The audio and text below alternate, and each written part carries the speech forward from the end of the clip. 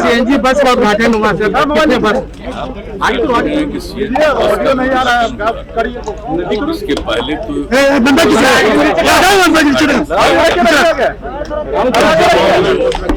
अभी आ ही नहीं रहा। अरे नीचे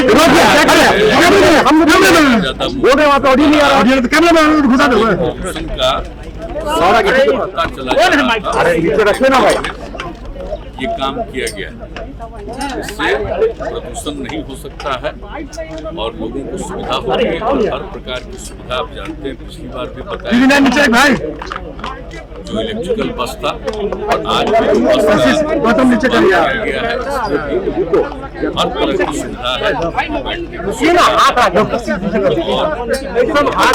सुविधा का भी पूरा का पूरा ख्याल रखा गया है। बाकी आप जानते हैं कि किस तरह से लोगों को बीमारी के इलाज के लिए गाँव से पहुंचना पड़े अस्पताल, उसमें काफी दिक्कतें थी, कम था। अब उसी को ध्यान में रख करके आप देख रहे हैं कि हम लोगों ने जो तय किया है, पहले से जो योजना बनी हुई है उसी में भी ये तय कर दिया कि हर एक ब्लॉक में 2 लोगों को दिया जाएगा 2 लाख रुपए तक की मदद दी जाएगी और अधिकतम 2 लाख रुपए तक की मदद दी जाएगी एम्बुलेंस के लिए। तो उसी हिसाब से आप देख रहे हैं कि इतने जल्दी 350 लोगों का हो गया और ये लक्ष्य है कि इस साल के अंत तक पूरा जो कुछ भी है हर एक प्रखंड में 2 का वो पूरा हो जाएगा और 800 अभी कुछ दिन के बाद भी और होने वाला है। ये जैसा बताया गया कि अक्टूबर महीने तक वो भी हो जाएगा। तो इस तरह से जो एम्बुलेंस की सुविधा हो जाएगी, जो देख रहे थे कि अभी जो कोरोना का दौर चला है उनको कहीं से भेजने में काफी तरह की दिक्कतें आई थी। एक तो उसको भी देखते हुए और कोरोना तो आज है, कल किसी भी प्रकार की बीमारी का कोई सामना करे तो उसको अस्पताल ले जाने में कोई दिक्कत नहीं, नंबर 1। और नंबर 2 दूसरी बात है कि जो एक्सीडेंट वगैरह होता है रोड्स पर, तो आप जानते ही हैं कि अब इतना ज्यादा सड़क बन गया है, बहुत ही बड़ी बड़ी सड़कें बनी हैं, सब कुछ किया गया है, लेकिन फिर कहीं ना कहीं सड़कों पर दुर्घटनाएं होती हैं। और अगर कोई उस इलाके का आदमी दुर्घटना का पीड़ित है तो उसको तत्काल इलाज के लिए, उसके बचाव के लिए अस्पताल वगैरह में पहुंचाना है, तो अगर एम्बुलेंस नहीं होने पर तो दिक्कत होती है। एक सीमित समय रहता है, अगर उस बीच में इलाज शुरू हो जाए तो उनके बचने की संभावना रहती है। तो इसलिए इस बात का भी ध्यान, सिर्फ यही नहीं कि आज जो कोरोना की स्थिति में जो नौबत है या अन्य बीमारियों का भी, लेकिन साथ साथ एक्सीडेंट का भी कुछ मामला हो तो उसके लिए भी तो ये शुरू किया गया है ताकि ग्रामीण इलाकों में ये उपलब्ध रहे। इसी तरह से अन्य प्रकार से भी हम लोग कर रहे हैं। तो आज जो ये किया गया है आप जानते ही हैं, सब देखे ही हैं, बहुत अच्छी बात है। और पटना टाउन में अब जिस तरह से प्रदूषण को कम से कम करने के लिए, पर्यावरण के संरक्षण के लिए जो उपाय किया जा रहा है, तो आप देख ही रहे हैं, तो ये भी किया गया। एक सवाल है कि केंद्र सरकार ने कास्ट बेस्ड सेंसस से मना कर दिया है, केवल SC ST की जनगणना होगी। आपने कास्ट बेस्ड सेंसस की बात, देखिए आप तो जानते हैं कि 2019 में फरवरी में और 2020 के भी फरवरी में हाउस से हम लोगों ने सर्वसम्मति से प्रस्ताव पारित किया है कि जनगणना जाति आधारित होनी चाहिए। और इसके बारे में तो बराबर आप जानते हैं कि हम लोग का जो विचार है वो आप जानते हैं 90 से ये दिमाग में बात आई और उसके बारे में हम कई बार बता चुके हैं। लेकिन यहाँ पर भी हाउस के अंदर भी इस बातों को रखे 2019 में भी और 2020 में भी, तो वहाँ से भी हम लोगों ने सर्वसम्मति से प्रस्ताव भेजा है। हम तो आग्रह करेंगे कि एक बार जरूर करना चाहिए। अब 10 के बाद कुछ दिन के बाद लोगों ने किया था कास्ट का सेंसस किया, तो उसका तो कोई मतलब आया नहीं, ठीक से हुआ नहीं।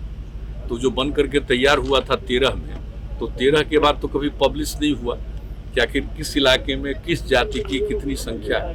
एक बार जरूर होना चाहिए कास्ट बेस्ड सेंसस, ताकि मालूम हो जाए और जो गरीब गुरबा तबके के लोग हैं, SC ST के अलावे बाकी जो लोग हैं, उनको भी इसका लाभ मिलेगा और पता चल जाएगा कि सही मायने में इनकी संख्या कितनी है। और जब संख्या का पता चलेगा तो आप उनके उद्धार के लिए भी, उनको विकसित करने के लिए काम करें। तो मैं तो पुनः अनुरोध करूंगा कि भाई हम लोगों का है और जो पार्लियामेंट में ये बताया गया कि नहीं हो पाएगा, तो हम लोग तो आग्रह करेंगे कि इस पर जरूर गौर करिए।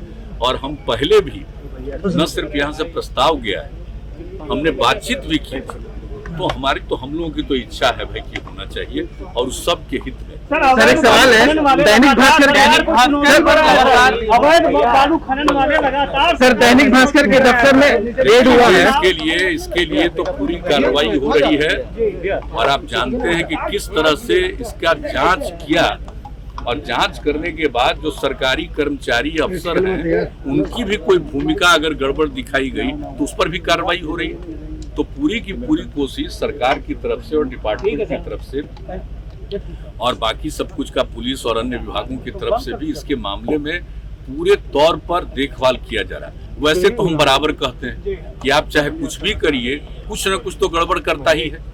आप चाहे कितना भी अच्छा काम कर दिए, दुनिया भर को देख लीजिए, तो कुछ लोगों की तो मानसिकता गड़बड़ होती है, लेकिन इसके लिए पूरा प्रयास करना चाहिए कि इसका समाधान हो, कम से कम गड़बड़ी हो सके। वैसे तो गड़बड़ी होने नहीं देना है, हम लोग का तो लक्ष्य यही है कि कोई प्रकार की गड़बड़ी नहीं होनी चाहिए। अभी भी चल रही है सर? हाँ नहीं, वो देखिए एक एक चीज पर पूरे तौर पर नजर रखा हुआ है लोगों का और लोग रिपोर्ट करते हैं रेगुलरली।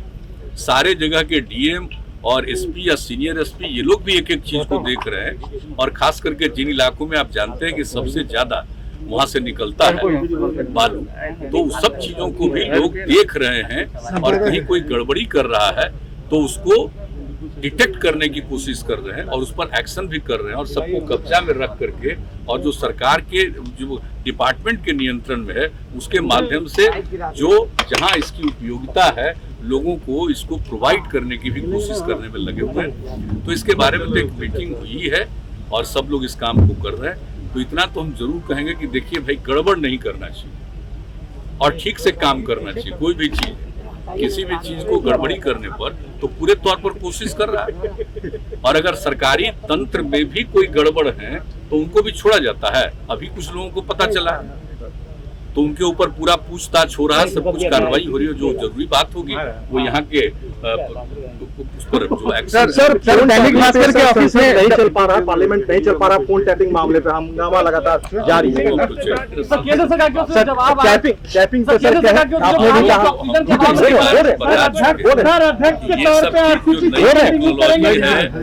आया है तो इसका एक तरफ लाभ भी है और दूसरी तरफ गड़बड़ी भी है। लोगों की चीजों को देखने के लिए, नियंत्रित करने के लिए बहुत तरह की बात है। तो इस पर तो निश्चित रूप से पूरे तौर पर कार्रवाई होनी चाहिए। केंद्र सरकार ने तो कहा ही है, केंद्र सरकार ने तो कहा ही है इसके बारे में कि जो गलत चीजें उस पर एक्शन होना चाहिए। तो इसलिए इसके बारे में तो सब लोगों की राय होनी चाहिए कि कभी भी किसी को तंग नहीं करना चाहिए और किसी को भी इस तरह से उसके चीजों को अपने नियंत्रण में लेने की कोशिश नहीं होनी चाहिए। जो नई टेक्नोलॉजी आई है आप जानते हैं उसका तो दो पहलू है ही, दो पहलू तो हो ही गया है।